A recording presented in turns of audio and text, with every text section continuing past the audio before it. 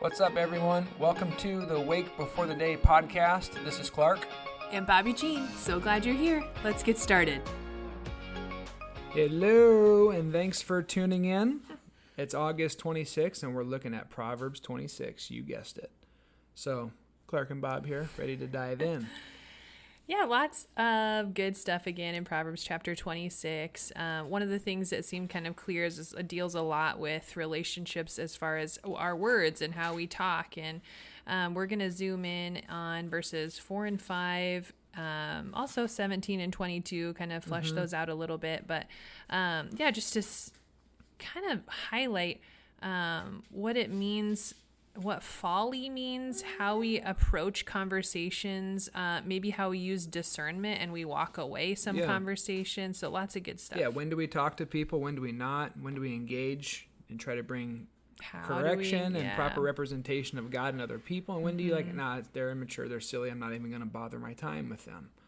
So, verse 4. I'll read it in the NIV, then Bobby's going to read it in the Message. Yeah. Verse 4. reads, "Do not answer a fool according to his folly, or you yourself will be just like him." And in the Message like this, "Don't respond to the stupidity of a fool. You'll only look foolish yourself." Yeah. So if we had to translate that in our own words, it's discern and don't play immature games with immature people. Online, most of the stuff's not worth our time to engage and talk. As Bob and I were talking, we were thinking about other scripture passages that also talk about similar things. In Matthew 7, verse 6, Jesus is teaching, and he has this really odd line where he's talking about pearls and pigs, and in it he says, "Don't give dogs what's sacred. Don't throw your pearls to pigs. If you do, they may trample them under their feet and turn and tear you into pieces." Again, weird, odd verse, but the premise is you don't give things of worth and value to immature, silly people who can't digest it, can't handle it. It's just not going to be appropriate for that conversation. When Paul's talking to Timothy, Bobby, you can read this, he's also encouraging the young man to be mindful about what he gets involved in. "No one serving as a soldier gets entangled in civilian affairs, but rather tries to please his commanding officer." That's right. So I think we would say in person, God, give us discernment on when to walk away from situations, and especially online. Like, what do you respond to? What do you retweet? What do you share? And then what do you not get involved in at all? But you see, if you keep going, the very next verse, it says something that appears to be contradictory, but it's really not. Verse 5 says, "Answer a fool according to his folly, or he will be wise in his own eyes." And the Message, "Answer a fool in simple terms, so he doesn't get a swelled head." Yeah, and just, Bobby, real quick, what's folly? I think that's a word that's thrown out often. And Right, in the Proverbs too. So literally, the definition of folly literally means a lack of good sense, or a lot of times you'll hear it kind of synonymous with the word foolish. Yeah, and so here it's saying there actually are times where we do need to engage, step up, and confront people on their stuff. I think a distinction for me in reading this was it's kind of minuscule and it's kind of detailed here. But in verse 4 it said, "Don't respond to the stupidity of a fool." And I just think part of discerning, even in verse 4 and 5, as you move forward, is what's my end goal? You know, when I'm having these conversations, am I just trying to blast my opinion? Do I just want to change? Do I just want to change someone's mind? You know, am I only raising my volume because they're raising their volume? Am I only putting out these articles? Am I only putting out these points because somebody else, where's your heart at? Because I think you've heard probably multiple times from Clark on stage and the podcast or whatever, that your mouth is revealing what your heart's concealing. And we just talked a couple podcasts ago how the Proverbs were encouraging us to check our motives too. And I think all encompassing, those kind of go into these verses too, that talk about responding to someone to expose folly or walking away. So as we transition to verse 17, it continues to talk about quarrel and kind of these type of conversations too. So this is chapter 26, verse 17 in the NIV. "Like one who grabs a stray dog by the ears is someone who rushes into a quarrel, not their own." So again, there's wisdom. We're praying, God, would you give us discernment on when to speak and when to be quiet?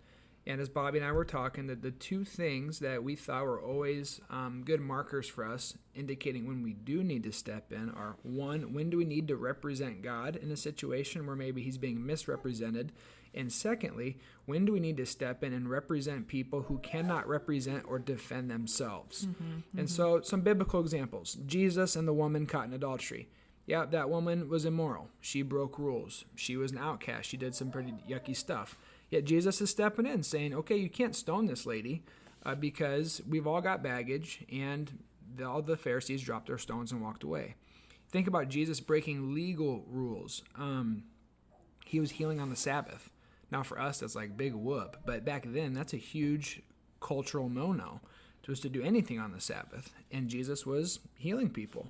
Think about the other times where Jesus instructs people to leave food on the edge of their grain fields so that the poor people can come in and eat. Again, a violation. The Pharisees were set off by it. But Jesus is saying, nope, we got to represent God here, and we got to represent people who can't defend themselves. So in today's podcast, 2020, right where we're at, we've got COVID-19, we've got schools that are reopening, and that's caused a lot of hardship and frustration, stress on parents. You've got sex trafficking stuff coming out with different reports. You have the election coming up, which obviously is going to be very tense. We've got racial tension, and then we have the Jacob Blake situation that is making news. And so as we look at this proverb, we're trying to figure out how do you enter into these conversations in a God-honoring, people-honoring way. So we're going to take a minute just to talk about Jacob Blake. And on one side of the coin, you have a black community screaming out in pain again. Again, we're going to do this again. We're doing this again.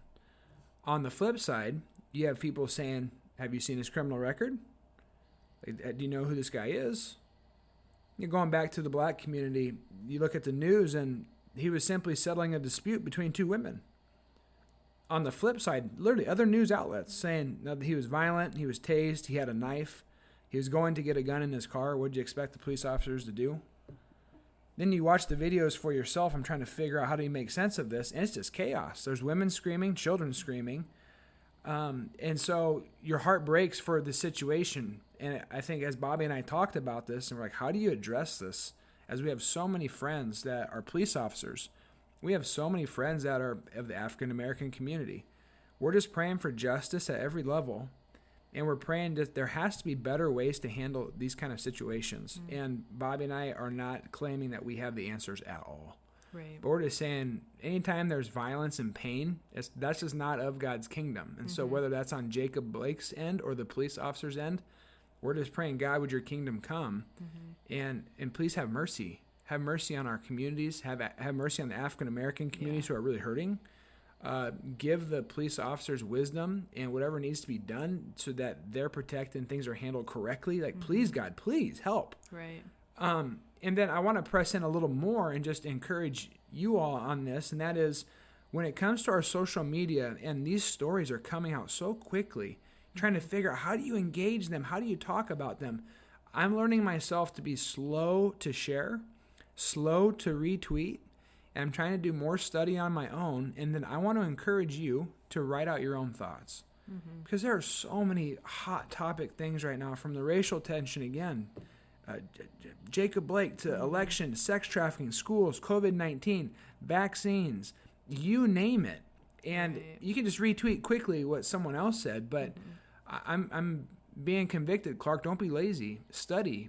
Watch the videos before you talk on a podcast, before you tweet something, before you share something. Make sure you're educated and you know.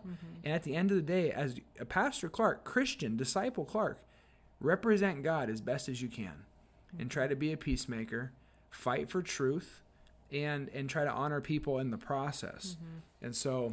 Right, kind of bringing it back to the proverb too. I mean, how many times have you heard throughout the Proverbs that our language matters, our speech matters, our tone matters, our words matter? And so that's one thing from today that we're diving into again is, when do we walk away, and then when do we talk? And when we talk, How are we honoring the Lord? Where is our heart at when we're talking? So we're reading Proverbs 26 today, but just yesterday, the verse that stood out to me was from verse 15, chapter 25. And that talks about how gentle speech breaks down rigid defenses. And so that's another thing to just keep in mind in this whole process is the 2 ears, 1 mouth thing. Listen, observe, be slow to anger, be slow to speak. And when you do speak, speak kindly and be patient with yourself and with others. And so, so much to glean from Proverbs chapter 26 for sure. As we keep marching down, we land on verse 20, and that's kind of where we'll wrap up today. It sounds like this: without wood, a fire goes out. Without a gossip, a quarrel dies down.